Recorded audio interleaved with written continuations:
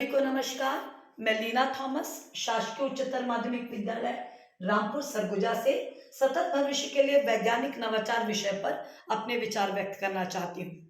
सतत का अर्थ लगातार या निरंतर है, जबकि सतत भविष्य में इस बात को सुनिश्चित किया जाता है कि वर्तमान पीढ़ी की सारी आवश्यकताएं पूरी हो जाएं, लेकिन साथ ही साथ भावी पीढ़ियों की अपेक्षाओं या आकांक्षाओं को पूरा करने में कोई कठिनाई ना हो।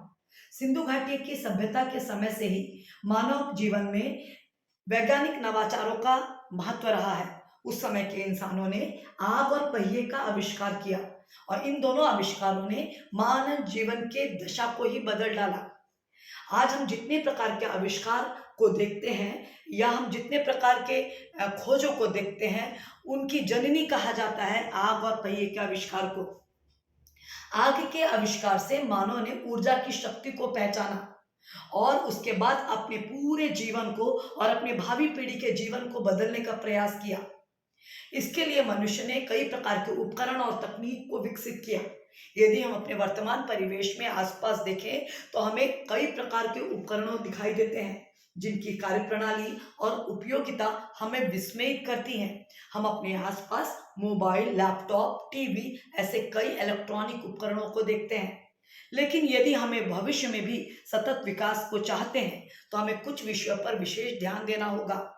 हम भविष्य में ऊर्जा संकट, खाद्यान्न संकट, पर्यावरणीय संकट इत्यादि को सुनते हैं। कोरोना महामारी के बाद से वो लोगों में स्वास्थ्य के संबंधित चिंताएं भी बढ़ी हैं।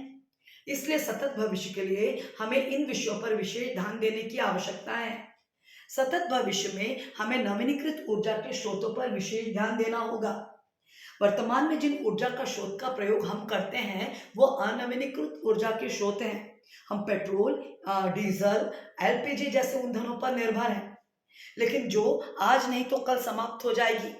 भावी पीढ़ी को ऊर्जा संकट से बचाने के लिए सौर ऊर्जा जैसे ऊर्जाओं को संरक्षित करने का प्रयास करना होगा।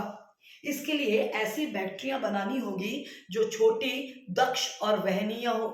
लिथियम बैटरी जैसे बड़े और खर्चीले बैटरियों के विकल्प को ढूंढकर निकालना होगा। इस बढ़ती हुई जनसंख्या के लिए खाद्यान्न व्यवस्था भी एक बड़ी चुनौती भविष्य में होगी। वर्तमान में हम जनांतरित फसलें, उच्च कोटि के खाद और कीटनाशकों का प्रयोग देखते और सुनते हैं।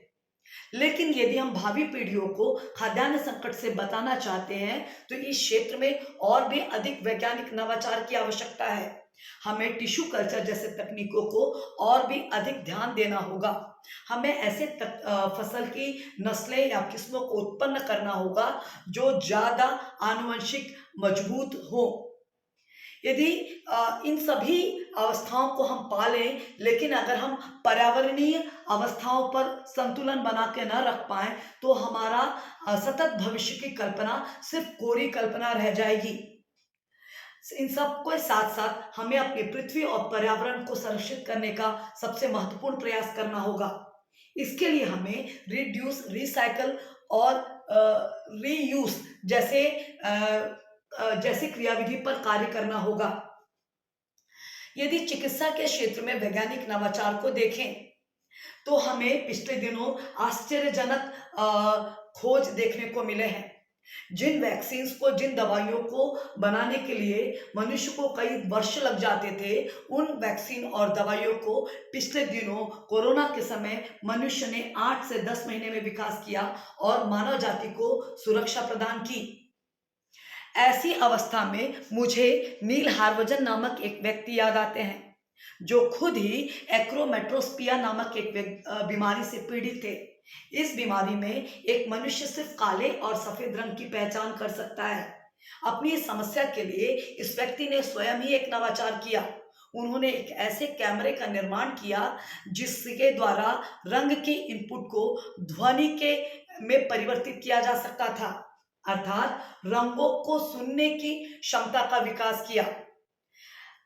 इन सब बातों को देखकर ऐसा पता चलता है कि आवश्यकता ही आविष्कार की जननी है। इन सब के बाद मैं आपसे एक बात और चर्चा करना चाहूंगी। हम विज्ञान शिक्षक की सतत भविष्य के लिए वैज्ञानिक नवाचार विषय पर क्या भूमिका हो सकती है। हम अपने से जुड़े बच्चों को और समाज के लोगों में वैज्ञानिक दृष्टिकोण का विकास करने का प्रयास करना चाहिए। छोटी-छोटी समस्याएँ जब हमारे सम्मुख आती हैं, तो उसके लिए हमें स्वयं ही उसका हल निकालने का प्रयास करना है और उसका हल वैज्ञानिक तरीके से निकालने की कोशिश करनी होगी। जब हम ऐसा करेंगे, तो हमारे छात्र या हमारे समाज के लोग इसको देखकर प्रेरित होंगे। हम सतत विकास के चक्र को समझना होगा, तभी हम ऐसा कुछ कर पाएँगे। हमें प्रयोगशाला या वैज्ञानिक संस्थानों से ज्ञान को निकाल कर समाज की तरफ देना होगा, तभी हम सतत भविष्य के इस परिकल्पना को साकार कर पाएँगे। सतत भविष्य के लिए हमें आर्टिफ़िशियल इंटेलिजेंस, बिग डाटा जैसी चीज़ों पर और भी ध्यान देने की आवश्यकता है। इस प्रकार के सेमिनार और कार्यक्रम की सार्थकता भी तभी पूरी होगी, जब हम सतत भविष्य के लिए सचमुच वैज्ञानिक नवाचार कर पाएँ। इन्हीं शब्दों के साथ मैं अपनी वाणी को विराम देना चाहती हूँ। धन्यवाद।